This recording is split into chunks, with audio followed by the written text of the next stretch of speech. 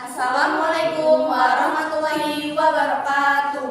Halo semuanya, kami dari kelompok 5 akan menjelaskan materi tentang berbagai kebijakan pemerintah kolonial yang memicu perlawanan lokal. Sebelumnya, izinkan kami memperkenalkan diri terlebih dahulu. Yang pertama ada saya sendiri, Anissa Nurulzana. Yang kedua ada Salwa Muntaza. Yang ketiga ada Ade Irma Prihartini. Ada Maria Melati Hutagalung. Dan yang terakhir ada Rifki Hoirul Imdad yang saat ini tidak bisa datang karena alasan tertentu.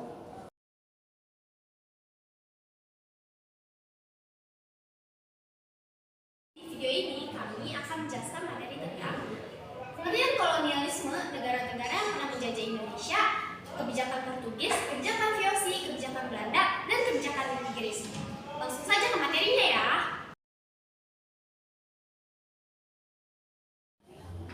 Assalamualaikum warahmatullahi wabarakatuh. Halo semuanya, saya Anissa Nurulzana yang akan menjelaskan pengertian kolonialisme dan juga negara-negara yang pernah menjajah Indonesia. Sebelum kita ke materi berbagai kebijakan-kebijakan pemerintah kolonial, kita harus tahu nih apa itu kolonialisme. Kolonialisme adalah suatu upaya yang dilakukan suatu negara untuk menguasai wilayah tertentu di luar negaranya. Nah, apa saja sih negara-negara yang pernah menjajah Indonesia? Yang pertama ada Portugis, yang kedua ada Spanyol, yang ketiga Belanda, dan yang terakhir ada Inggris. Portugis datang ke Malaka pada tahun 1511 dan ke Maluku pada tahun 1521. Sedangkan Spanyol datang ke Maluku pada tahun 1521. Belanda datang ke Banten pada tahun 1596 dan Inggris datang ke Indonesia pada tahun 1579. Nah, Inggris sendiri mempunyai latar belakang datangnya ke Indonesia.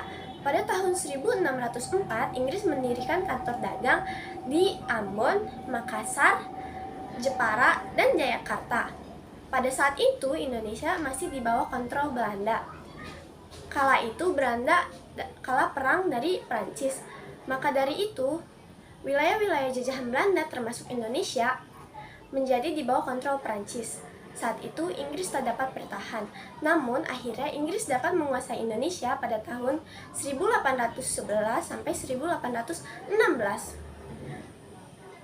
Inggris datang ke Indonesia dengan membawa beribu-ribu pasukan dan kapal perang. Tak sampai sepekan, akhirnya Inggris dapat merebut Batavia. Karena merasa terdesak, akhirnya Belanda menyerahkan Indonesia kepada Inggris melalui kapitulasi Tuntang pada tanggal 18 September tahun 1811. Saya Salwa Muntaza. Di sini saya akan membacakan materi kebijakan pemerintah Portugis.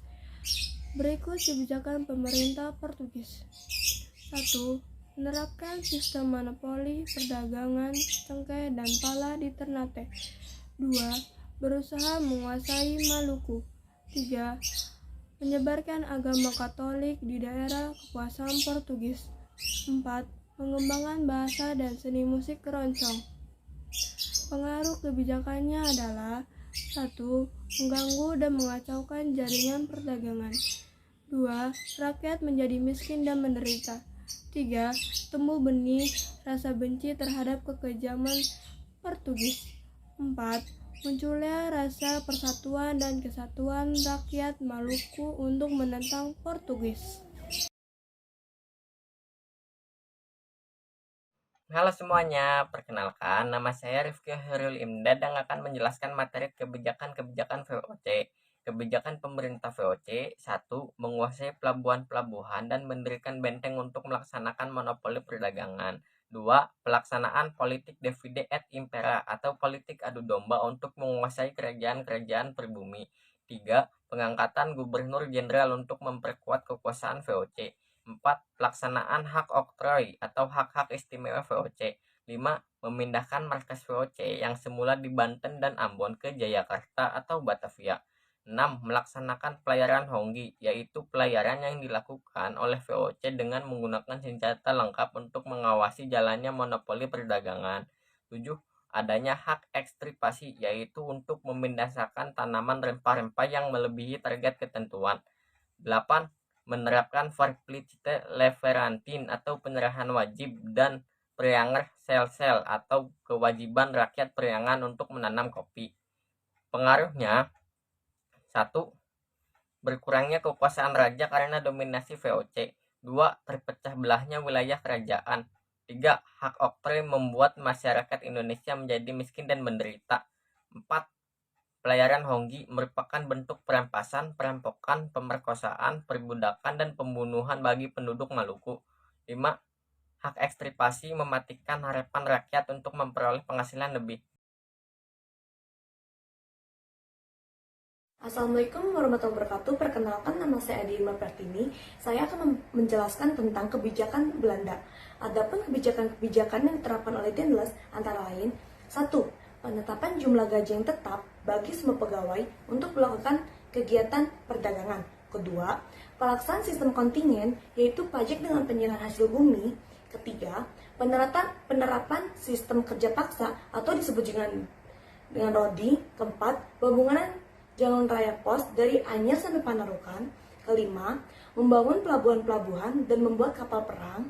Keenam, penjualan tanah rakyat kepada pihak swasta. Adapun pengaruhnya bagi rakyat Indonesia: 1.